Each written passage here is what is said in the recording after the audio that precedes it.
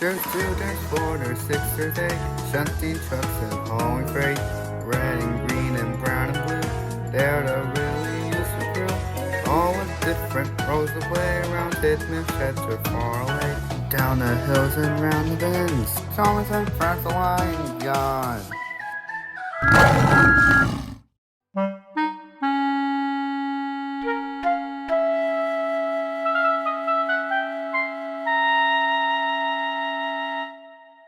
It's been a very busy day for the engines on Soda.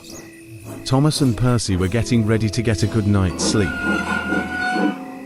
Kion and Bunga were there to visit their friends and hear about their busy day. So what's been new today? Oh, nothing. It's just been trucks, and coal. I'm glad it's done. But that's my thing, Thomas. Oh, Percy, don't start. It's been a long day. We would love to stay and talk some more, but we gotta get some sleep. Aw, no fair! Well, we better get back to the prize lands before it gets dark. I don't want to worry my parents and my sister Kiara. So Kion and Bunga left, leaving Thomas and Percy at the sheds. But unfortunately for them, James the Red Engine puffed into Toby's berth because he had to get his worn parts and side plates mended. James had to take over Toby's jobs on Thomas's branch line, and he was boasting proudly, as usual. I have been chosen to do a special early morning passenger run for the Royal Parade. What do you think of that? But Thomas and Percy didn't take much notice to James, so they went to sleep while the Red Engine rambled on and on all night. The morning sun rises up in the sky, as Thomas slowly rises too, thanks to his alarm clock in his shed. While Thomas is sometimes a heavy sleeper, the alarm clock always manages to make the tank engine stay awake, and it also reminded him that he has some very important work to do. So Thomas went to find Annie and Clarabelle at the carriage shed. Thomas had to deliver passengers on the branch line to the junction. Once there, James will pick them up and escort them to the town on the mainland for the Royal Parade.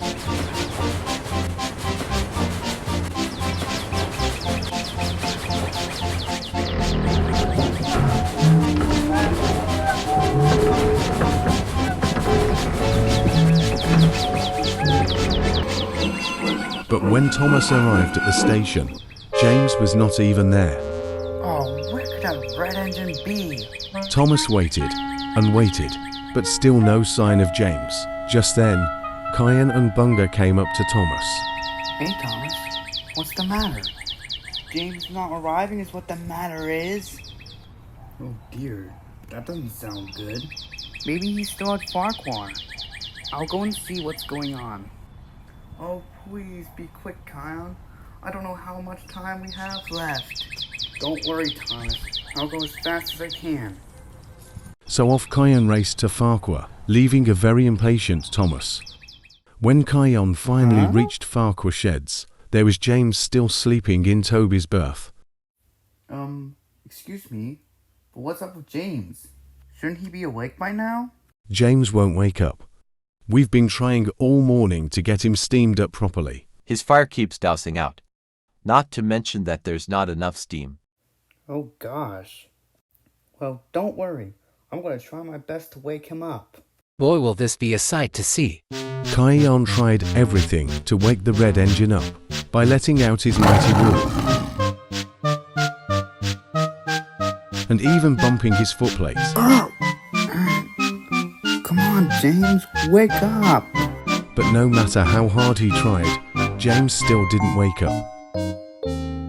Flustered and frustrated, Kion gave up and quickly ran back to the junction, and he immediately told Thomas and Bunga what was happening. James is sleeping like an animal when it's hibernating in winter. His crew and I tried everything to wake him up, but nothing worked.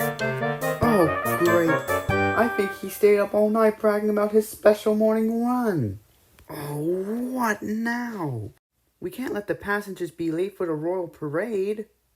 Thinking fast, Thomas called out to Percy, who was bringing some coaches back to the yard after a passenger row. Percy came, and Thomas quickly explained the plan from start to finish.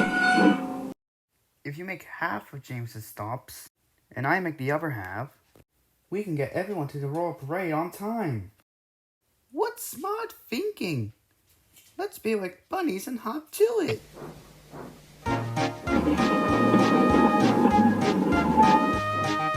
And so working together, the two friends each delivered all the passengers just before the Royal Parade began. Thomas, Percy, Kion and Bunga were all relieved. That night, when the two little engines returned to Farquhar sheds after a long day, Sir Topham Hatt was giving James a serious scolding. I do not, and I repeat, do not tolerate sleeping on my railway, James. We have tight schedules to keep, and I expect every engine to be awake and on time. Do I make myself clear? James didn't know what to say, but all he could sheepishly reply was, Crystal clear. Very crystal clear, sir. And just to be doubly sure the same incident doesn't happen again, I brought you this.